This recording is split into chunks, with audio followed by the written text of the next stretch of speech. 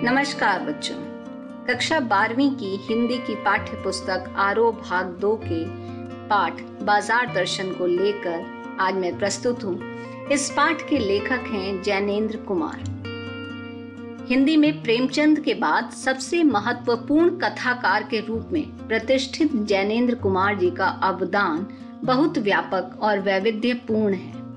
अपने उपन्यासों और कहानियों के माध्यम से हिंदी में एक सशक्त मनोवैज्ञानिक कथा धारा का प्रवर्तन किया।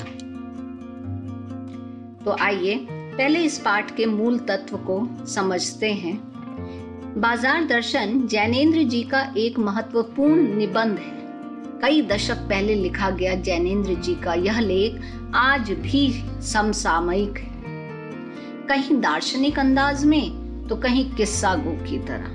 अपने परिचितों मित्रों से जुड़े अनुभव सुनाते हुए यह स्पष्ट करते हैं कि बाजार की जादुई ताकत कैसे हमें अपना गुलाम बना लेती है। अगर हम अपनी आवश्यकताओं को ठीक ठीक समझकर बाजार का उपयोग करें तो इसका लाभ उठा सकते हैं, लेकिन अगर हम जरूरत को तय कर पाने की जगह उसकी चमक दमक में फंस गए तो वह असंतोष, तृष्णा और ईर्ष्या से घायल कर हमें सदा के लिए बेकार बना सकता है।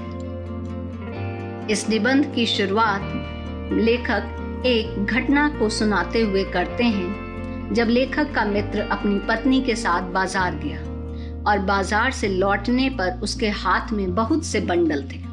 लेखक ने पूछा, यह क्या? तो मित्र ने इतना सामान खरीदने का दोष अपनी पत्नी पर डाल दिया। लेखक ने कहा, इतना सामान? तो मित्र ने सामने मनी बैग फैला दिया। मित्र ने कहा, यह देखिए सब उड़ गया, अब जो रेल टिकट के लिए भी बचा हो। लेखक का मानना है कि आदिकाल से पति से पत्नी की प्रमुखता प्रमाणित है और स्त्री माया जोड़ने के बारे में भी प्रसिद्ध है, लेकिन यहाँ पर उसके मित्र ने अपनी कमी छुपाने के लिए पत्नी की ओट ली। असल में तो सामान खरीदने के पीछे मुख्य तत्व है मनी बैग, अर्थात पैसे की गर्मी। पैसा पावर है और उस पावर को दिखाने के लिए अगर मकान, कोठी, माल असबाब ना हो तो पैसे का महत्व नहीं रह जाता। परचेजिंग पावर यानी सामान खरीदने की ताकत ही पैसे का असली उपयोग है, और लेखक के मित्र भी इसी सोच से ग्रसित थे। इसीलिए उन्होंने सामान जरूरत की तरफ देखकर नहीं खरीदा, बल्कि अपनी परचेजिंग पावर के अनुपात में खरीदा। लेखक कहते हैं कि इस सिलसिले में एक और महत्व का तत्व है, वह है बाजार, क्योंकि बाजार ग्राहकों को आमंत्रित करता है और जैसे कहता हो, आओ मुझे लूटो और लूटो, सब भूल जाओ, मुझे देखो, मेरा रूप और किसके लिए है, मैं तुम्हारे लिए हूँ।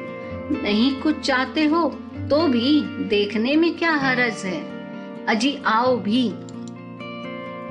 लेखक के अनुसार बाजार का यह आमंत्रण यद्यपि मूक होता है, अर्थात बाजार बोलता नहीं है, लेकिन उसके द्वारा मन में सामान के लिए चाह जगती है, और चाह का अर्थ हुआ अभाव।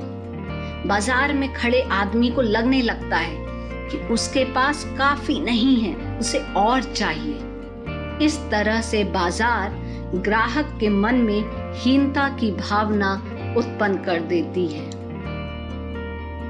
जैनेन्द्र जी एक और उदाहरण देते हैं, जब उनका एक दूसरा मित्र दोपहर से पहले ही बाजार गया और शाम को लौटा, आया खाली हाथ। लेखक ने जब उससे पूछा कि इतनी देर कहाँ रहे, तो वह बोला, बाजार देखते रहे। लेखक ने आश्चर्यचकित होकर पूछा, सामान तो कुछ भी नहीं लाए? तब वह बोला, हाँ, यह समझ में नहीं आता था कि ना लूं तो क्या, सभी कुछ तो लेने का जी होता है। कुछ लेने का मतलब है बाकी छोड़ देना, और मैं कुछ भी नहीं छोड़ना चाहता था। इससे मैं कुछ भी नहीं ले सका। इस उदाहरण के माध्यम से लेखक यही कहना चाहते हैं कि अगर मन में क्या सामान लेना है यह निश्चय नहीं है तो सब लेने की इच्छा तुम्हें घेर लेगी, जिसका परिणाम केवल दुख ही होगा। बाजार एक जादू है। यह जादू हमें आंख के माध्यम से अपनी ओर आकर्षित करता है। यह जादू ठीक वैसा है जैसे चुंबक का जादू लोहे पर चलता है, अर्थात चुंबक की तरह बाजार लोगों को अपनी ओर आकर्षित कर लेता है। बाजार का जादू तब और चलता है जब जेब भरी हो और मन खाली, जैसे लेखक का पहला मित्र। यहाँ मन खाली होने से लेखक का अर्थ है कि ग्राहक का अपनी जरूरत के सामान के प्रति निश्चित ना होना, और फिर वह लेखक के पहले मित्र की तरह जेब भरी होने पर बिना वजह बाजार से सामान खरीदता है और बाद में पछताता है। यह तो स्पष्ट ही है कि सामान खरीदने से चाहे थोड़ी देर मन के स्वाभिमान को अच्छा लगता हो, लेकिन कुछ ही देर बाद सामानों का बहुतायत होना पछतावे का एक कारण बनता है। बाजार का जादू उन पर भी चलता है जिनका मन भरा ना हो, अर्थात मन खाली हो और जेब भी खाली हो, जैसे लेखक का दूसरा मित्र। मन खाली है तो बाजार की अनेकानेक चीजों का निमंत्रण हमें अपनी ओर आकर्षित कर ही लेगा। और मान लीजिए कि कहीं वही जेब भर गई तो मन बिना सामान खरीदे मानेगा नहीं। लेखक केवल बाजार के जादू के बारे में सावधान ही नहीं करते, इस जादू से कैसे बचा जाए इस पर भी विचार व्यक्त करते हैं। लेखक कहते हैं कि अगर गर्मी में लू में जाना हो तो पानी पीकर जाना चाहिए तो लू नहीं लगेगी। ठीक उसी तरह जब बाजार जाना हो तो मन भरा हुआ होना चाहिए, अर्थात मन में अपनी आवश्यकता के प्रति निश्चितता होनी ही चाहिए।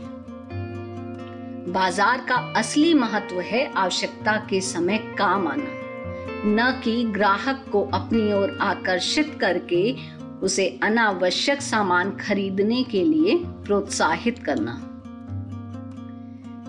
लेखक एक बात और स्पष्ट करते हैं कि कहीं लोग यह ना समझें कि मन खाली होने का अर्थ मन को बंद करने से है। ऐसा कदापि नहीं है। अगर सभी इच्छाओं का निरोध कर लिया तो वह तो मूर्खता है। जैसे अगर अपनी आंख फोड़ डाली तो क्या हमें सपने दिखने बंद हो जाएंगे? यह तो जिद है। इस तरह से तो मन व्यापक की जगह सनकी और विराट की जगह क्षुद्र होता है। अतः उपाय क्या है? उपाय यह है कि हमें मन की सुनना चाहिए, लेकिन मनमानी की छूट मन को नहीं होनी चाहिए। लेखक इस तथ्य को समझाने के लिए एक महानुभाव भगत जी का उदाहरण देते हैं। भगत जी पढ़े लिखे नहीं हैं, लेकिन उनका जीवन उन सभी पढ़े लिखे लोगों के लिए उदाहरण है जो बाजार के जादू में फंसकर अनावश्यक सामान खरीदते हैं और बाजार को निरर्थक करते हैं।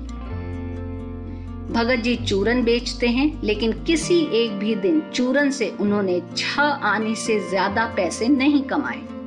उनका चूरन हाथों हाथ बिक जाता है, पर वह ना तो उसे थोक में देते हैं ना व्यापारियों को बेचते हैं, जैसे कि उन्हें पैसे की कोई इच्छा ही ना हो। जैसे ही उनकी दिन की 6 आने की कमाई पूरी हुई, वह शेष बचा हुआ चूरन बालकों को मुफ्त बांट देते हैं। लेखक कहते हैं कि बाजार का जादू भगत जी पर नहीं चल सकता।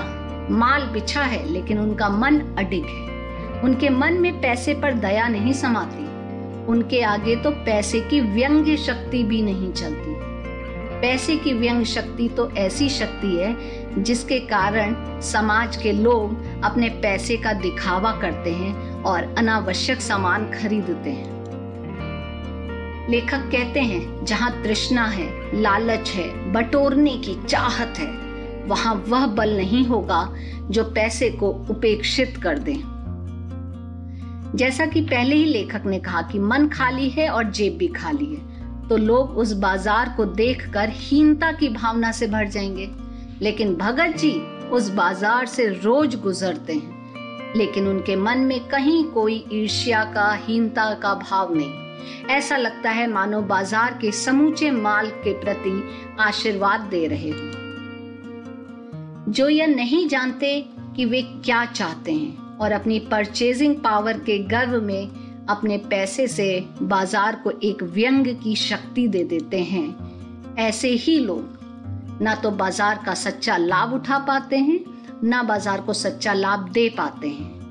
क्योंकि सच्चा लाभ तो बाजार का यह है कि वह लोगों की आवश्यकता को पूरा करे, ना कि उनके मन में ईर्ष्या, हीनता, अभिमान जैसे भावों को बढ़ाए। अनावश्यक सामान खरीदने से तो केवल बाजार का बाजारूपन बढ़ता है, अर्थात कपट बढ़ता है और सद्भाव घटता है।